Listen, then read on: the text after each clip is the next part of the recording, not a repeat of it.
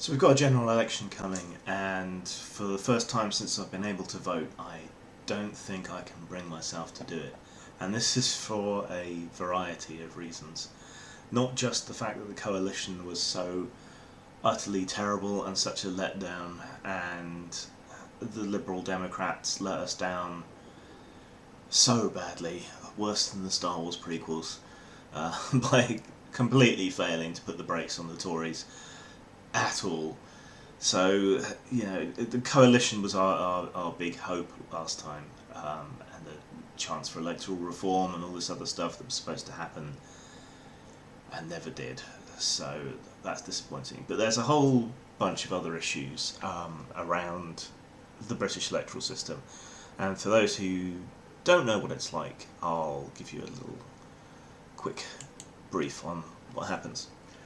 Our system, we don't vote for our Prime Minister. We all we vote for is a party, and each area has its own seat and its own MP. So we get broken up into little chunks, and each of these chunks votes separately on who is going to represent them in Parliament. And then whichever party has the most representatives in Parliament gets to form the government, choose their own Prime Minister and executive, and so on.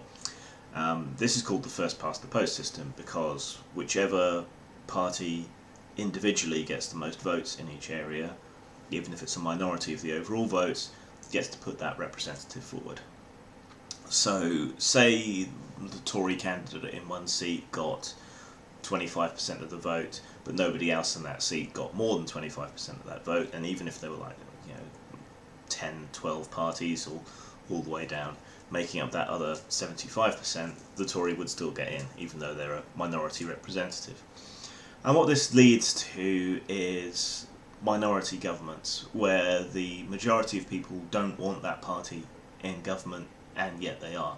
So, by way of example, let's say there's a country, let's call it Made Upland. Made Upland has 3 seats in it, each one conveniently having 100 people in it. So in the Arsbury seat, the Bastard Party gets no votes and the Lovely Party gets 100 votes. In the Butberg seat, the Bastard Party gets 51 votes and the Lovely Party gets 49 votes. In Colonsville, the Bastard Party again gets 51 votes and the Lovely Party gets 49 votes. So who forms the government? Well, the Bastard Party forms the government because it has 2 seats to 1. The Lovely Party only has 1 seat, so they're outvoted on everything and they can't make any difference whatsoever. But if you look at who got how many votes, the Bastard Party only got 102 votes and the Lovely Party got 198 votes. So who has the majority public support and who's forming the government? So you can see the problem there. And indeed we have had quite severe minority governments in the past. Labour was a minority government for a while. Thatcher's Tory party was a minority government for a while. They had the most seats, but they didn't have the most public support. And this is obviously shit and a total sham of democracy. So why is it like this, and why is it still like this? Well, the idea was that members of Parliament in these local areas would represent those local areas. So they would represent local issues on the national stage. You would be voting for someone to speak for you and your community on the national stage. But it doesn't work out like that in practice because the party system comes stomping in and screws that completely up.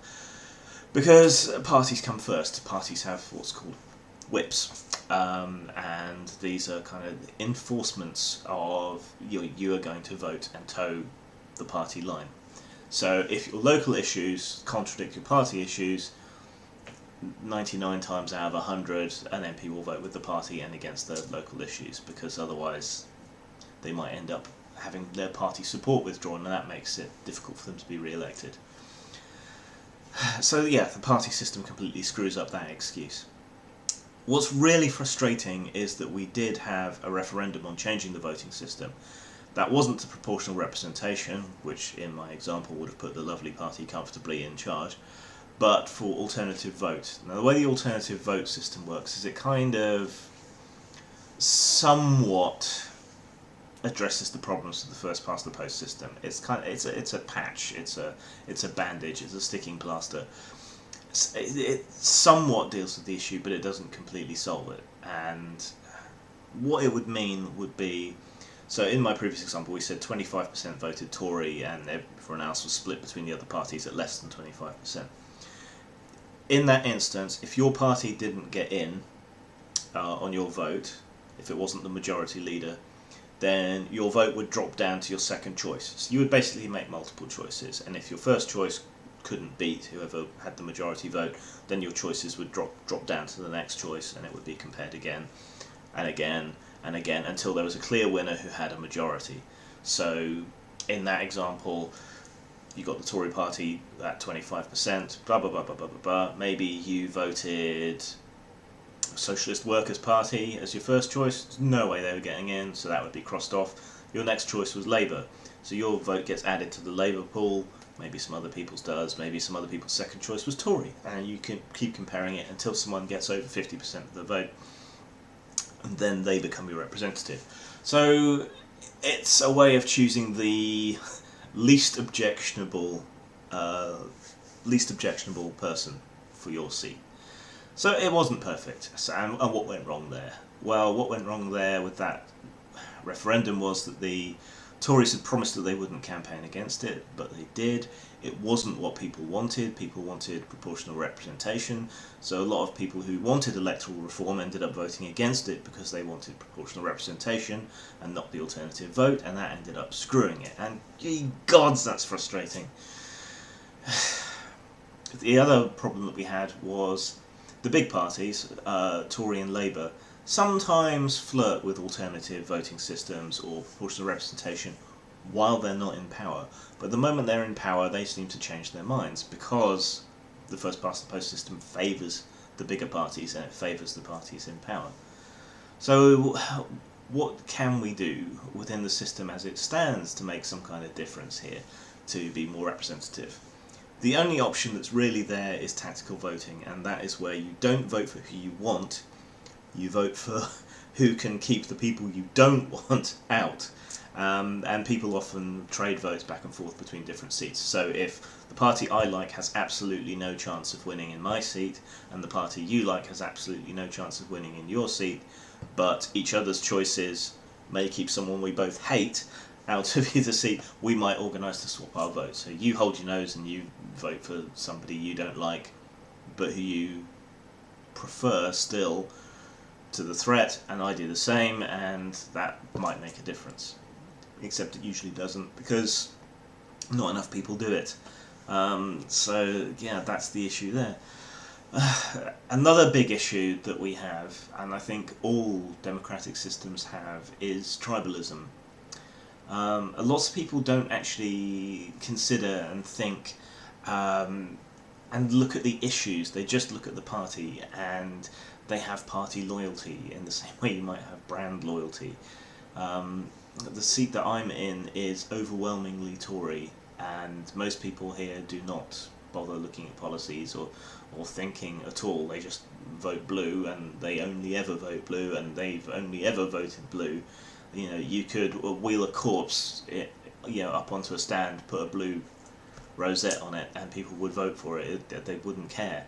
And what I find interesting is that political tribalism in liberal countries is very similar to religious tribalism in liberal countries. If you're brought up into a religious tradition, about 75% of people, according to survey details, will grow up into the same religion that their parents did. They might dabble around with other things, but they tend to come back. And then the defections tend to be modest. So, if you're not that particular brand of Christianity, you might be a related brand of Christianity, or you're likely to still be in Christianity and not to defect to Islam or something. And it's the same with political parties. About 75% of people end up voting the same way as their parents. And this is not, a conscious, rational process of assessing, what's going on, what the political climate is, what's best for the country, what the policies are. It's just, oh, my tribe need help. So that screws everything up as well. So I don't know. There is nobody I want to vote for. don't want to vote Conservative because I find their policies antisocial and damaging. I don't want to vote Labour because they're basically the Tories but have the decency to give you a reach around. I don't want to vote Liberal Democrat because they betrayed us at the last election and have definitely shifted to the right through their association with the Tories. I can't vote Green because censorship is an absolute hardline issue for me. And they came out in support of No More Page 3 and in support of restricting pornography, and generally speaking seem to be fairly pro-censorship, which is a shame because I like their other policies, but that is an absolute do not cross line for me. So there is essentially no point me voting for anybody, but I can't do that either because I don't want to support Russell Brand's slacktivism. And I think the vote has been hard won. And we owe it to people to use it. It's just unfortunate that it means absolutely nothing, because, especially in my seat, there is no way my vote will make any difference whatsoever to anybody because it's completely drowned out by the blue vote. So, what do? Spoil my ballot? None of these wankers written in big letters across it? I don't know. I don't know what to do. This is the first election where I really feel that I can't bring myself to vote for anybody, and it's pointless voting for the few options that there are. The NHA party is a single issue party, and single issues generally aren't a good idea to vote for. But if you want to save the NHS and they're running in your area, maybe vote for them. They're not running here, so I can't even do that. So we're boned, basically, and I think frustration at the electoral systems is running at an all-time high. And I think frustration in the States is similar as well.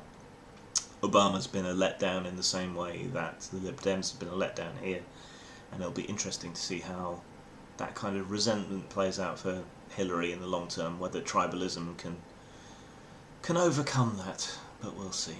Anyway, I'm very depressed, very annoyed, and I don't know who to vote for. And no, I'm not voting UKIP, don't even ask. BNP in a seat. Peace out.